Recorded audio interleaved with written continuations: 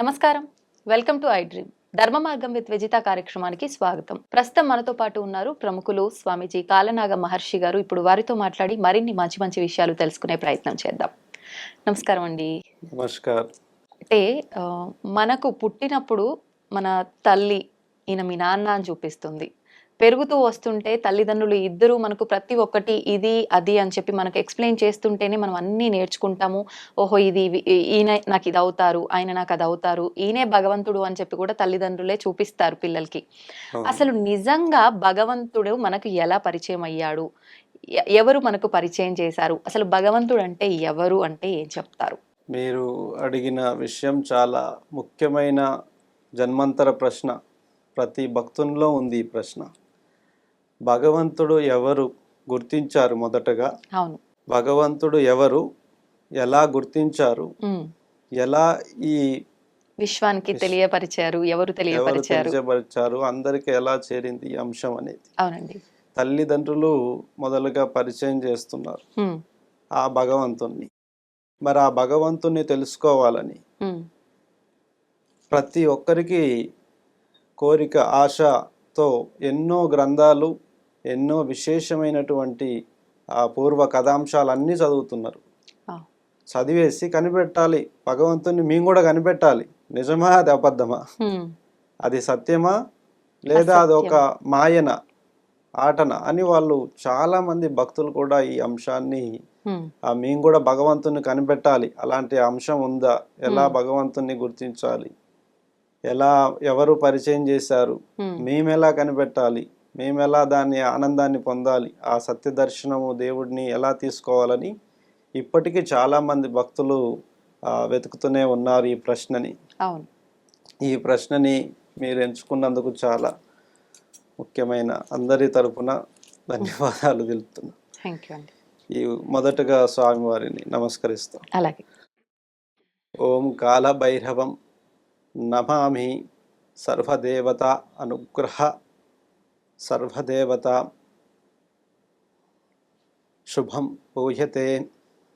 అన్నిటికీ శుభములు కోరుకొనే దీన్ని మొదలు పెడుతున్నాము. సమస్తము మనము కంటి ద్వారా చూస్తున్నాము. జన్మ మేలుకున్నాక మొదటి జ్ఞాపకం కళ్ళు తెరవడమే. కళ్ళు తెరిచిన తర్వాత మనం చూసేది తల్లిని. తల్లిని మన సంరక్షణలో నిత్యము చూడడం వల్ల ఆమె మన తల్లి, మన క్షేమంకి గుర్తు ఆమె అని నిత్యం చూడడం వల్ల మనకు అనిపిస్తుంది. ఆమె మన తల్లిగా మనం అంగీకరించుకొని పెరుగుతాము. తల్లి తండ్రిని పరిచయం చేస్తుంది. బాబు, నేను ఒక్కదాన్నే నిన్ను కనలేదు, మా ఇద్దరి సంగమంలో నీ జన్మ ఉంది, ఈయనే నీకు తండ్రి అని తల్లే తండ్రిని పరిచయం చేయాలి. అలా మన జన్మకి మొదటి దశ తల్లి, రెండవ దశ తండ్రిని కనిపెడతాం. ఇక మూడో తర్వాత సహచరులు, బంధుమిత్రులు అందరూ వస్తాయి. కానీ తల్లిదండ్రులని మనం ఎంత ఆరాధిస్తామంటే మన ప్రాణమే వాళ్ళు ఇచ్చారు కాబట్టి మనం వాళ్ళకి దాసులమే. వాళ్ళు ఏది చెప్తే అది చేయాలి. తల్లిదండ్రుల క్షేమం కోసం అవసరమైతే నా ప్రాణమైనా నేను పనంగా పెట్టి కాపాడుకుంటా అనేటువంటి ఒక విపరీతమైన గాఢ ప్రేమ సృష్టించబడుతుంది మొదట్లోనే. ఈ యొక్క దశకం పుట్టుక నుంచే మొదలవుతుంది. చాలా మంది మధ్యలో తప్పిపోతున్నారు. తల్లిదండ్రుల కంటే లోకం మీద, సమాజం మీద, కోరికల మీదకి వెళ్ళిపోయి తల్లిదండ్రులను గాలి కొదిలేస్తున్నారు. కానీ ఇక్కడ తల్లిదండ్రులు ఇచ్చే జ్ఞాపకం నుంచే దైవం అనేది మొదలు పెడుతున్నారు. తల్లిదండ్రి ఈ సృష్టిలో ఉన్నటువంటి ఈ పంచభూతాల్లో ఉన్నటువంటి ఆ విద్యలను కానీ మాటలను కానీ చెప్పే ముందు ఆకాశానికి నమస్కరించుకోమని చెప్తారు, అగ్నికి దండం పెట్టమని చెప్తారు. అక్కడ ఏముంది, అగ్నే కదా అంటే కాదు, దాని వెనక భగవంతుడు ఉన్నాడు. అర్థమైందా? దాని వెనక భగవంతుడు ఉన్నాడు. ఇగో ఈ దేవాలయంలో శివుడు ఉన్నాడు, ఈ దేవాలయంలో అమ్మవారు ఉంది. మరి అక్కడ దేవుళ్ళు ఎవరు కనిపిస్తలేదు కదా అంటే లేదు, దాని వెనక భగవంతుడు ఉన్నాడు. ప్రతి పదార్థం వెనక భగవంతుడు ఉన్నాడు అని తల్లే నేర్పుతుంది మొదటగా. మనకి ఏ గురువు, సమాజంని పరిచయం లేక మునిపే తల్లే స్వయంగా ఈ యొక్క అధికారాన్ని తీసుకొని ఇగో భగవంతుడు ఇక్కడున్నాడు, అక్కడున్నాడు, ఇగో శాస్త్రాల్లో ఉన్నాడు, ఇగో ప్రజల్లో ఉన్నాడు, ఇగో మంచిలో ఉన్నాడు, చెడులో ఉన్నాడు అని ఒక తల్లి తండ్రి మాత్రమే మొదలుగా ఆ యొక్క ఆచరణ, ఆ కనువిప్పు కలిగిన శిశువుకి, ప్రాణం పోసిన శిశువుకి వారే నేర్పుతున్నారు. అలా ప్రతి ఇంట్లో ఆ తల్లి ఆ బాధ్యత తీసుకొని భగవంతుని పరిచయం చేస్తుంది. ఇప్పుడు ఇదే ప్రశ్న అందరికీ ఉంది. మీరు అడిగిన ప్రశ్నే భక్తులందరికీ ఉంది. భగవంతుణ్ణి ఎవరు పరిచయం చేశారు? అంతటి శక్తి మొదల ఎవరికి వచ్చింది? అసలు ఇంతమంది ఉన్నారు. ఈ యొక్క భగవంతుణ్ణి వీళ్ళు ఎలా కనుగొన్నారు? అది ఎలా సాధ్యమైంది ఉన్నాడని? మహిమలైతే జరుగుతున్నాయి, కానీ మరి భగవంతుడు ఎలా పరిచయం అని ఈ చరిత్రని మనం తీసుకుంటే గనక కొన్ని వందలు వేల సంవత్సరాలకు ప్రయాణం మానవాళి యొక్క మొదటి క్రమం నుంచి వెతుక్కోవాల్సి వస్తుంది. ఇప్పుడు ఈరోజు ఆ మొదటి క్రమము యుగాలు యుగాలు నడుస్తుంది. ఇది యుగాలు యుగాలుగా మానవులు భగవంతుణ్ణి పూజిస్తున్నారు. కొద్ది మంది మాత్రమే దేవుణ్ణి దర్శనం, సత్య దర్శనం చేస్తున్నారు. మిగతా వాళ్ళంతా ఇది మూఢం అనుకోవడం, భ్రాంతి అనుకోవడం, ఇదంతా ఒక కళ, ఇది నిజమో అబద్ధమో అని ఎన్నో కథాంశాలు మనం చూస్తున్నాం. ఇక్కడ భగవంతుణ్ణి పరిచయం చేసిన వారు ఎవరు అని అంటే మనందరికీ తెలిసిన మూలం వెతుక్కుంటే గనక మనకు ఋషులు, ప్రాచీన కాలంలో ఉన్న ఋషుల పేరు అనేది మనకి చివరిగా గుర్తొస్తుంది. ఋషులు మనకి వాళ్ళు ఏ విధంగా భగవంతుణ్ణి కనుగొన్నారు ఈ యొక్క భూమి ప్రాంతంలో అంటే ఋషులు నిత్యం యజ్ఞం చేస్తుంటారు. అలాగే నిత్యము నదులు ఎక్కడైతే పారుతుంటాయో అక్కడనే నివాసం ఏర్పరచుకుంటారు. నిత్య యజ్ఞ హోమాలు చేస్తుంటారు. అగ్ని, నీరు, గాలి వీటిని కంట్రోలైజేషన్ పవర్ని వాళ్ళు అనుసరిస్తూ వెళ్ళగా ఎంత తెలివి కలిగిన వాడైనా సరే ఓ చివరంచుకు పోయి ఆగిపోవడమే జరుగుతుంది. చివరి దాకా వెళ్ళిపోతారు, ఏం అర్థం కాకపోతే అక్కడ ఆగిపోతారు. అలా ఆగిన ప్రతిసారి ఒక యజ్ఞం చేయడం మొదలు పెట్టారు. ఆగిన ప్రతిసారి ఒక యజ్ఞం చేయడం వల్ల కొంత కదిలేదు ముందుకి.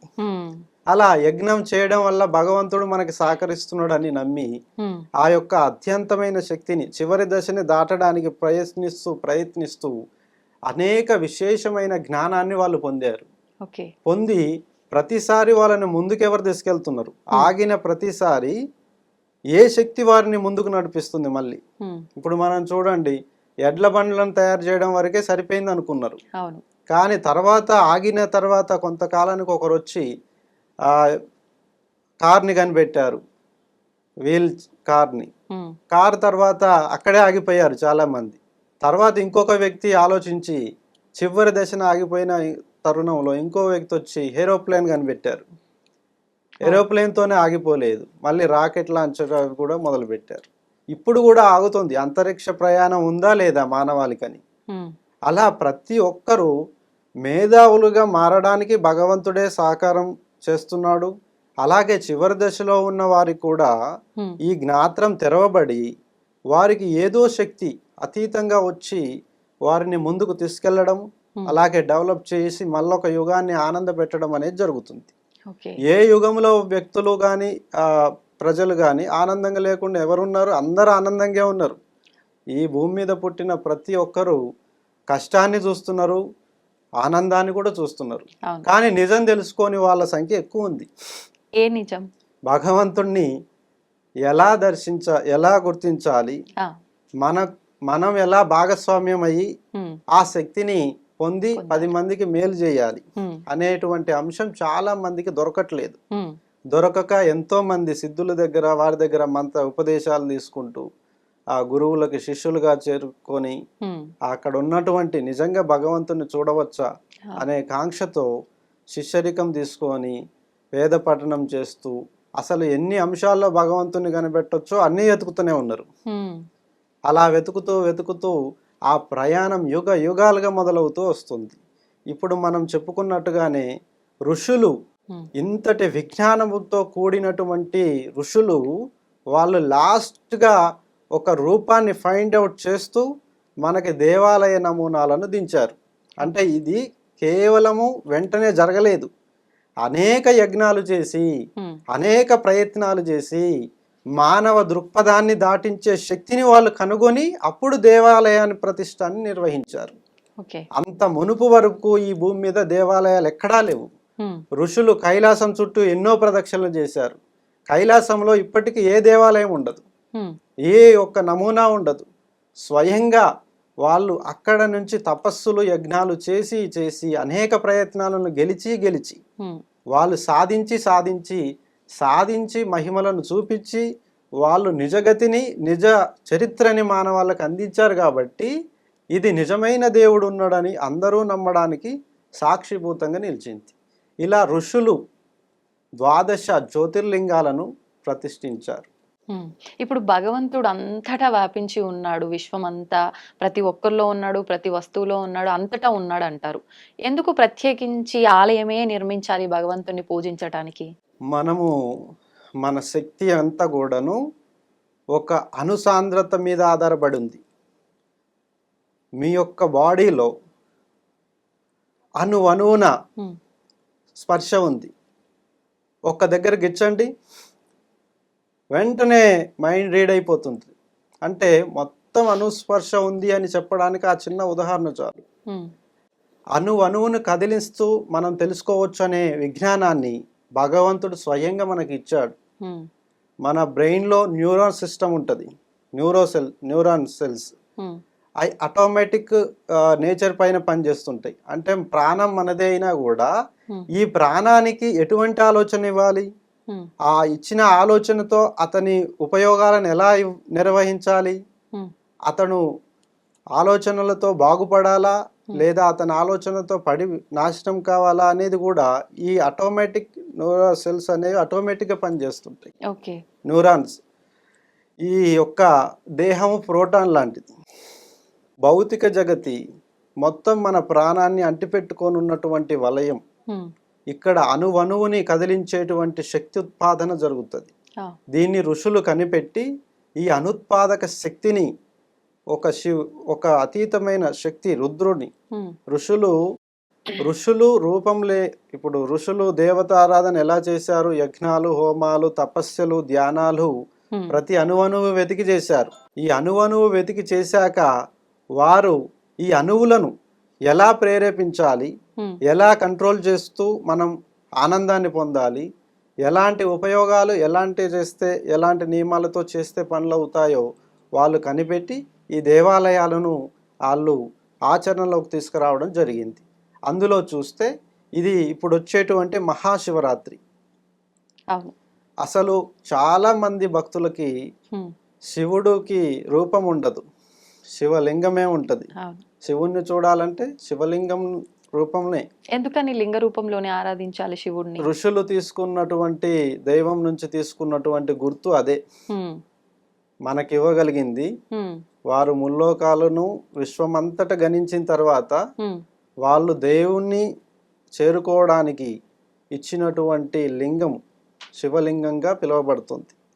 అసలు శివుడి శివ అని కూడా పిలవరు. ఋషులు రుద్ర అని పిలుస్తారు. శివయ్యని ఋషులు రుద్రావతారంగా రుద్ర అని పిలుస్తారు. రుద్రునికి రుద్ర అంటే అనుపరమైనటువంటి లక్షణం కలిగిన వాడు అని అర్థం. అందుకే అణువున శివుడు ఉంటాడు, శివాజ్ఞ లేనిది చీమైనా గుట్టదంటారు. అణువున ఉన్నాడు కాబట్టి ఆయన రుద్ర అనని అతని పిలిచేవారు. ఇప్పుడు రుద్రుని నమక చమకాలు మనకు తీసుకుంటే గనక విశేషమైన రూపాలు ఉంటాయి. అంటే ఒక మనిషిలో ఈ శరీరంలో ఎన్ని గుణగణాలు ఉంటాయో అన్ని గుణగణాలను ధరించిన వాడు శివుడే అని ఋషులు ఎప్పుడో చెప్పారు. కానీ ఎంత చెయ్యాలో అంతే చెయ్యాలి. అతిక చేసిన నష్టమే, అసలే చేయకపోయినా కూడా ఏ లాభం లేదు. అలా రుద్రుని శివలింగంగా మార్చినటువంటి ఆ లింగోద్భవ కాలమే మహాశివరాత్రి. ఋషులంతా కలిసి ఒక లింగాన్ని అణువున ఉద్భవించిన ఆ లింగాన్ని వారు మహాశివరాత్రి కాలంగా పిలువబడ్డారు. ఓకే. మరిప్పుడు ఆ రోజున మనందరం కూడా ఆ శివయ్యని ప్రసన్నం చేసుకోవాలంటే ఏం చేయాల్సి ఉంటుంది? అవును. మహాశివరాత్రి పర్వదినం అత్యంత అనుశక్తిని ఉద్భవించిన కాలంగా చెప్పబడతారు.